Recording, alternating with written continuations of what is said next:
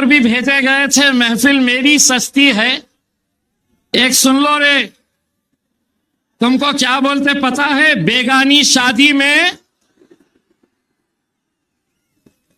जब मेरी महफिल सस्ती है, आ जाते, बोले चलो दूल्हे बन जाएंगे घर के।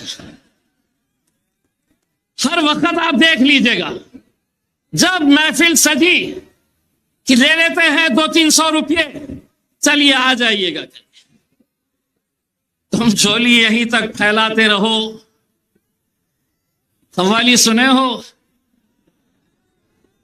बर्द झोली मेरी या मोहम्मद, लौट कर मैं न जाऊंगा खाली। अरे मांगना है तो उससे मांगो रे, किसके सामने तलवे चाट रहे हो? उससे मांगो। और मैं आज भी ये कहता हूं, लोग मुझसे पूछते हैं, ये लोग बार बार पूछते हैं मेरे से, जीतते क्या, कैसा आते? बोले 2019 में आपको कितना भरोसा था कि आप जीतेंगे और 2024 में आपको कितना भरोसा है? तो मैं उनको ये कहता, 2019 के अंदर मुझे 100% यकीन था मैं जीतूंगा, लेकिन अब वो इंतजार करते मैं कुछ तो भी बोलूंगा करके। 2024 में 200% यकीन है कि 4 जून को हम हिंदुस्तान का सबसे बड़ा जश्न यहां पर मनाएंगे इंशाअल्लाह। और जश्न तो बेटा तेरे घर के सामने भी आके मनाऊंगा इंशाअल्लाह। यही प्यादे हैं, किसके वजह से चल रहे हैं? गाड़ी में पेट्रोल कौन डाल रहा है? सब जानते हैं बेटो, हम सब हिसाब निकाला जाएगा। हर इलेक्शन में ऐसे आते, कोई ना कोई तो आता है गिराते बोले मेरे को। उन्हें क्या मालूम, ये शहर में अब अल्हम्दुलिल्लाह ऐसी फिजा तैयार हो गई। एक रात पहले तक कुछ अलग सोचता है, सुबह जैसे ही फजर पढ़ के बाहर निकल, नक्को रे बाबा पतंग कोई मारो, अपनी पतंग है, अपनी पतंग को उड़ाओ। अल्हम्दुलिल्लाह मेरे भाइयों, आज क्या वजह है कि 10 ऐसे राज्य है जहां से एक भी मुसलमान को टिकट नहीं दिया गया, और ये आपके बीच आ रहे हैं और कहते हैं कि एकलौता एक, उसको यहां पर गिराना है। अगर मैं गूंगा, मुक्का और बहरा रहता तो कोई दखल नहीं लेता, बोलता चलने दो। लेकिन उन्हें एक बात पता चली है कि पिछले 20 सालों से पार्लियामेंट के अंदर अकेला मेरे भाई बैरिस्टर असदुद्दीन अवैसी साहब अकेले मुकाबला करते थे। अब तकलीफ यह है कि ये आया है तो ये भी बहुत बोलता है भैया, और बोलता ही नहीं है। असद भाई जब बोलते हैं और वहां से भाजपा का, यहां से कांग्रेस का, वहां से राष्ट्रवादी का, यहां से शिवसेना का, जब असद साहब को टोकते हैं तो इम्तियाज जलील पीछे जाकर बैठता है और उनको क्या कहता है? अरे चल बैठ रे बैठ।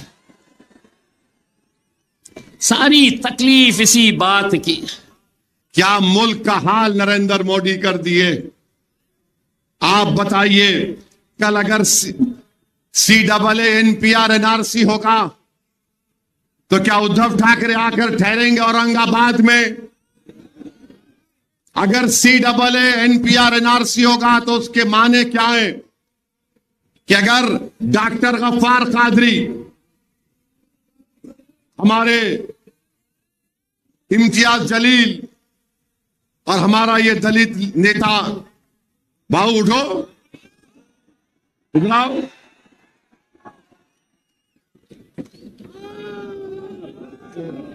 बहुत अच्छा है। अगर इनका नाम, तीनों का, डॉक्टर साहब का नाम आ गया NRC के लिस्ट में, कोई भी जाकर बोलेगा इनके नाम का ऑब्जेक्शन है, इनको इनके दादा का बर्थ सर्टिफिकेट लाना पड़ेगा, डॉक्टर साहब को परभनी जाके लाना पड़ेगा, इम्तियाज साहब को कहां से लाएंगे? नहीं ला सकते। और अगर कल एनपीआर एनआरसी होगा औरंगाबाद की आवाम, तो क्या उद्धव ठाकरे आके खड़ेंगे? क्या ये दोनों चचा भतीजे आएंगे? कौन आएगा और कहेगा कि हम कानून को फाड़ते? किससे कागज पूछ रहा? पूछ। असदुद्दीन ओवैसी, इम्तियाज जलील आएंगे। CAA के खिलाफ हमने कानून को फाड़ दिया था। मेरे भाई सोचो इस बात को, आपको सोचना है। 13 तारीख को जब वोट डालने जाएंगे, मेरी इन तमाम बातों पर गौर करिए। और ये जो देशभक्ति की बात ये आरएसएस के लोग करते हैं, ये देशभक्ति की बात ये दोनों शिवसेना वाले करते हैं। अरे बताओ, चीन 2000 स्क्वायर किलोमीटर पर कब्जा करके बैठा हुआ है। ना मोदी के मुंह से निकलता है चीन, ना आरएसएस की जबान से निकलता है। कितने मर्तबा हमने पुकार पुकार कर कहा कि चीन कब्जा करके बैठ गया, मगर मोदी कुछ बोलते नहीं है। मगर मोदी बोलेंगे बच्चे पैदा कर रहे। अच्छा, बाय द वे, मोदी के खुद 6 भाई हैं, अमित शाह के 6 बहनें हैं। गोलवालकर के इधर देखो, यहां है, कुछ भी नहीं है इधर। गोलवालकर के 11 पैदा किए उनके डैडी, मगर इल्जाम हम पे लगा रहे। तो मेरे भाई, एक शेर आपके सामने रखकर, बल्कि 2-3 शेर है। एक हैदराबाद के एक मज़ाहिया शायर थे, मोइन बंबू नाम था उनका। तो मोइन बंबू बोले, काम नहीं होने के क्यों करने को जा रहे चिचा, भीगी बारूद को तुम आग लगा रहे चिचा, मोटे शीशे की छड़ी आंख पे ऐनक, फिर भी नजरें शीला की जवानी पे लगा रहे चिचा। ये मैं नहीं बोला, ये मोइन बंबू बोले। हाँ, एक बात अब ये सुनो आप, ये मजे का है बहुत, ये काफी हिट हो गया। ये एक हैदराबाद के दखन के एक मज़ाहिया शायर थे, उनका नाम क्या था? नाम है हरी सिंह। अब समझ जाना किसको बोल रहा हूं मैं, मेरा साथ देना। अम्मा बाबा को भूल गया हो रे, सारी जनता को हौला बना रहा, हिंदू मुसलमान को लड़ा रहा, शादी करके जोरू को भगाता, एनआरसी बोल के हमको डराता, बार बार बाहर के दौरे करता, जनता के पैसे बर्बाद करता, कातिल और सानियों को छोड़ता, बेगुनाहों को कैद करता, मंगलसूत्रों की झूठी अफवाह उड़ाता, गरीब लोगों को मजाक उड़ाता, लोगों को तकलीफ देके खुश होता, चौकीदार बन के उछल रहा, अपनी औकात भूल गया।